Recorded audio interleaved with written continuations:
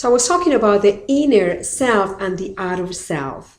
And the inner self is that part of ourselves that we can learn how to manage and how to work with. That means the part of ourselves that have our thoughts and have our feelings.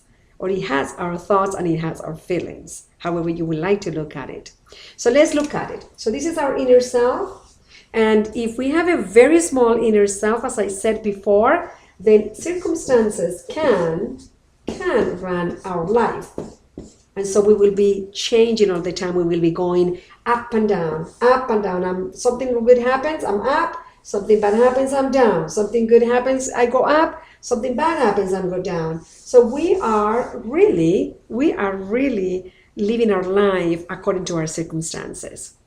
But there is a solution. And the solution is that we understand that we can grow our inner self. We can expand our inner self.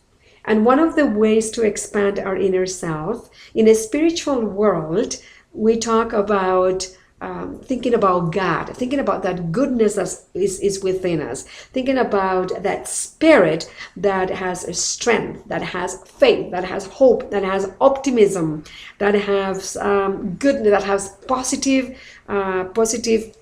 ideas, positive thoughts. And even though it is very interesting, because some people might say, well, are you talking about something religious? Well, I'm not focusing on something religious. I'm focusing on that spirit within us, on that power within us that could be optimistic, that can see the good of everything, or that can see a possibility. So a possibility thinking. I mean, many people in companies are teaching about possibility thinking, meaning I have the ability to see something that can be positive as opposed to see something that is negative, because in the future nothing exists. Just think about this. In the future nothing exists. However, I do have the choice. I can make the choice to see possibilities as opposed to see obstacles or difficulties. So again, as we expand our inner self,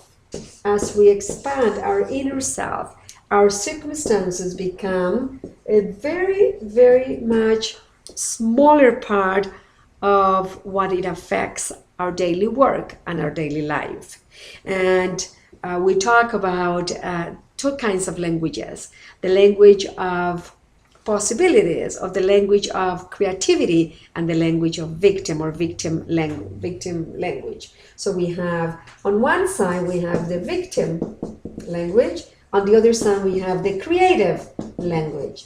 And the victim language is the one that, and I had it, and I probably have it at times.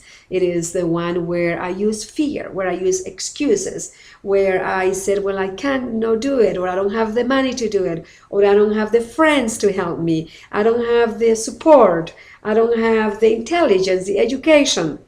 And please remember, this language, as equal to the language of creativity, is a language that we can turn into. So what are you going to choose today? Are you going to choose the victim language or the creative language? The creative language where you can expand your inner self so that circumstances will only be circumstances. So that circumstances will not determine your experience, because you can choose your experience. But the only way you can choose your experience is when you have the ability to understand that you can perceive your experience according to how big or how small your inner self is. I'll continue with this in a couple of sessions. Bye for now. Esperanza Montalvo.